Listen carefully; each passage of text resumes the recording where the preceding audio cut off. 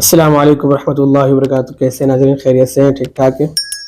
امید ہے آپ سب خیریت سے ہوں گے انشاءاللہ. اور آج میرے مہمان ہیں میرے بھائی حافظ علی المرتضیٰ، جو JTI جمعیت طلباء اسلام بہاولپور کے جنرل سیکرٹری ہیں. آج ان سے بات کرتے ہیں مختلف موضوعات کے اوپر. السلام علیکم حافظ صاحب، کیسے ہیں؟ خیریت سے؟ وعلیکم السلام ورحمۃ اللہ وبرکاتہ.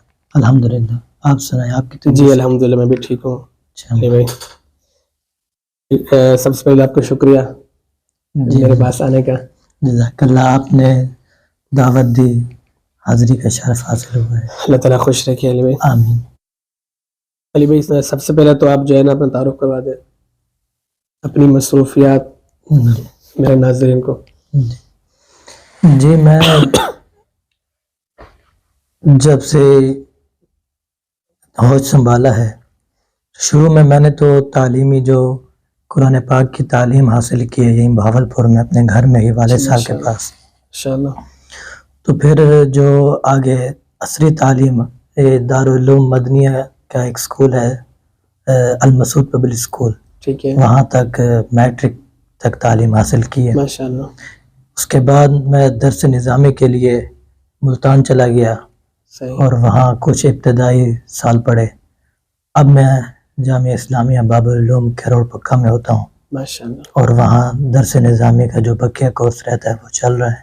ٹھیک ہے. اور اس کے ساتھ ساتھ جو جماعت کی ذمہ داریاں ہیں، جمعیت طلباء اسلام، اور اس کے علاوہ جو بھی پلیٹ فارم ہمیں یاد کرتا ہے اور جو بھی جہاں بھی ہمیں خدمات کا موقع ملتا ہے ہم پیش نظر آتے ہیں. ماشاءاللہ.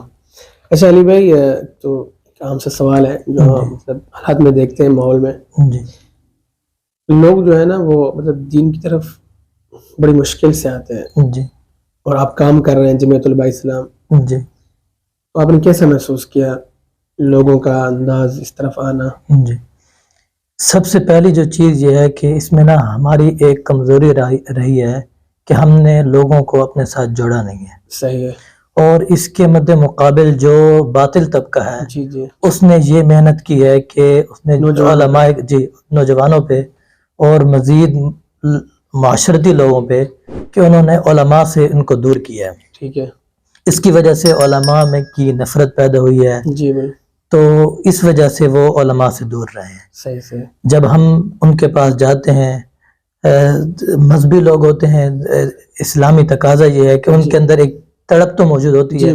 جب ان کو روشناس کرایا جاتا ہے، جب ان کو ساتھ ملایا جاتا ہے، جب ان کو بات سمجھ آتی ہے، تو پھر وہ اپنی جو پہلے غلطی کی ہوئی ہوتی ہے اس پہ ایک ان کو نادم بھی ہوتے ہیں.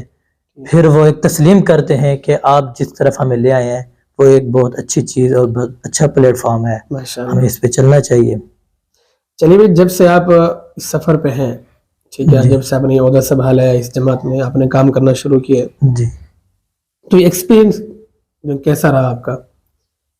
کیا کیا مشکلات آئیں آپ کو؟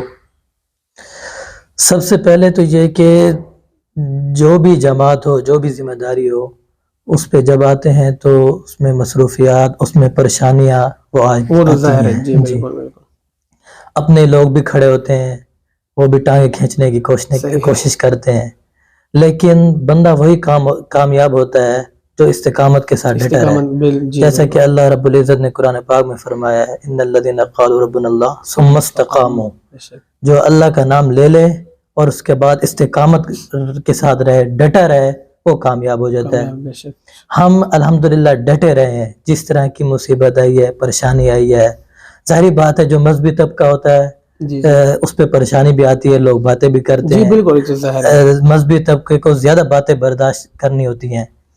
جو ہمارے اندر کمی ہے کہ ہم باتیں برداشت نہیں کرتے ہیں تو لوگ ہم سے دور ہو جاتے ہیں. صحیح. جب ہمارے قائد نے بھی یہی سب سے پہلے ان کے اپنی جو فیلڈ کے لوگ تھے، علماء تھے، انہوں نے بہت باتیں کی، جی، لیکن وہ ڈٹے رہے. آج ان کو اللہ رب العزت نے بہت مقام عطا کیا ہے. ہم بھی ڈٹے رہے ہیں تو جتنے بھی پریشانی ہیں وہ ہمیں لگ کر گر گئی ہیں، لیکن ہم الحمدللہ آج بھی ڈٹے کھڑے ہیں، انشاءاللہ کھڑے رہیں گے انشاءاللہ. اچھا علی بھائی، جمعیت طلباء اسلام جو کہ آپ سمجھے کہ JUI کے یوتھ ونگ جماعت سمجھ لیں، اس کا مقصد تھوڑا سا اس پہ بات کریں، سمجھائیں ہمیں. جی جمعیت طلباء اسلام کا مقصد، کیونکہ ایک نوجوان طبقہ جو ہوتا ہے اس کا اصلاح معاشرہ میں کافی دخل ہوتا ہے. بالکل. معاشرے کی اصلاح میں جو سب سے بڑا دخل ہے وہ نوجوان طبقے. جی بالکل. اسی نے معاشرے کو بنانا ہوتا ہے اور بگاڑنا ہوتا ہے. صحیح. جمعیت علماء اسلام، یہ جمعیت علماء اسلام کی وہ کاوش ہے، وہ بزرگوں کا ایک طریقہ ہے کہ جو نوجوان طبقہ ہے اس کو اپنی طرف پہلے تو ان کی اصلاح کی جائے تاکہ وہ آگے اصلاح معاشرے کا سبب بنے. بالکل. اس میں جمعیت طلباء اسلام ایک قسم کی یہ اکیڈمی ہے. صحیح. کہ جو بھی نوجوان طبقہ ہے، آج دیکھا جائے کہ ہمارے دو نوجوان لوگ ہیں ان کو کافی ساری جو اسلامی معلومات یہ نہیں ہوتی. بالکل. یہ دستور میں جمعیت طلباء اسلام کا جو مقصد ہے وہ یہی ہے کہ سب سے پہلے تو طلباء کو توحید کے بارے میں اور عقیدہ ختم نبوت جو کہ ہمارا بنیادی عقیدہ ہے اس کے بارے میں آگاہی کی جائے، اور اس کے ساتھ ساتھ جو ہمارے مقدس مذہبی شخصیات ہیں، صحابہ کرام، اہل بیت رضوان اللہ علیہم اجمعین، ان کی قدر، ان کے احترام کو بتایا جائے. صحیح ہے. اور پھر جو باطل طبقہ ہمارے اوپر اٹیک کرتا ہے، جی بالکل، اور وہ کسی طریقے سے وہ صحابہ کرام رضوان اللہ علیہم تعالیٰ علیہم اجمعین پہ حملہ کرتا ہے یا کسی طریقے سے وہ اہل بیت پہ، تو علماء جو ہمارا طلباء کا طبقہ ہے وہ اتنا مضبوط ہونا چاہیے کہ وہ باطل طبقے سے ہلے نہیں، ان کے باتوں سے وہ ڈٹ جائے، اتنے وہ تیار ہوں. بالکل. یہ ہمارے علماء کا ایک طریقہ ہے. اور جمعیت طلباء اسلام کا مقصد بھی یہی ہے کہ ان کا عقائد ٹھیک ہونے چاہیے اور وہ باطل طبقے کے ساتھ لڑائی کرنے کے لیے پیش ہوں. یہ نہ ہو کہ ان سے متاثر ہو کہ وہ بھی خراب ہو جائیں. اور بعد میں جب وہ زیادہ عمر ہو جائے تو ان کو سنبھالنا مشکل ہو جائے. تو جیسے کچی عمر ہوتی ہے اس کو سنبھال لیا جائے تو یہ زیادہ بہتر ہوتا ہے. اچھا علی بھائی، باقی یہ ہے کہ عام طور پہ نا یہ مشکل ہوتی ہے جب ایک بندہ دینی جماعت کے سلسلے میں جب بندہ کسی کے پاس جاتا ہے نا، جی، تو کافی لوگ جو تھوڑی سی ان کو شرم بھی آتی ہے کہ ہم کس طرح سے بات کریں. ٹھیک ہے، کیونکہ اس کے اندر حدود ہوتی ہے. ٹھیک ہے، اکثر جماعتوں میں تو یہ ہوتا ہے گانے بجانے، ٹھیک ہے، شور شرابہ ہوتا ہے، لیکن یہاں پہ ایسا نہیں ہے. تو ایسی مطلب آپ کو ٹینشن بھی تو ہوتی ہوگی، یا آپ تو خیر عادی ہو گئے، اب تو آپ کو مطلب بات کرنے میں کوئی اتنی مشکل پریشانی بھی نہیں ہوتی ہوگی؟ جی، میں نے جو پہلے عرض کیا ہے کہ یا اس طرح مطلب لوگ بھی اکثر جو ہے نا یہ دیکھتے ہیں، آج کل کے نوجوان خاص طور پہ وہ یہ دیکھتے ہیں کہ یار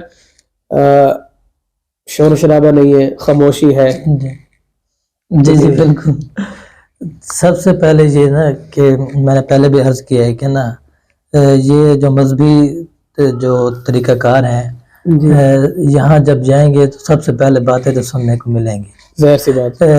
ہم کیا ہیں کہ جب نبی کریم انبیاء جب وہ گئے لوگوں کے بعد ان کو کافی باتیں سننے کو ملی. جی بالکل. اور صحابہ کرام پہ کافی آوازیں کسی گئیں، کافی مذاق اڑایا گیا.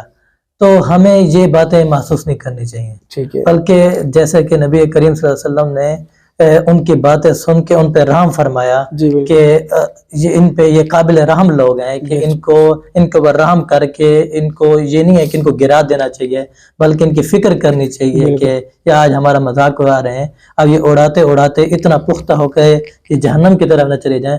ہمیں یہ چیزیں برداشت کر کے ان کو صحیح طریقے کی طرف لے کے آنا چاہیے. میں اپنے لوگوں سے یہی عرض کروں گا کہ یہ چیزیں برداشت کریں، یہ برداشت کر کے پھر جو کچھ ہو پھر آپ ایک مضبوط بھی بنیں گے اور آپ کے لوگ بات بھی سنیں گے، پھر آپ مؤثر نہیں ہوں گے، مؤثر بنیں گے.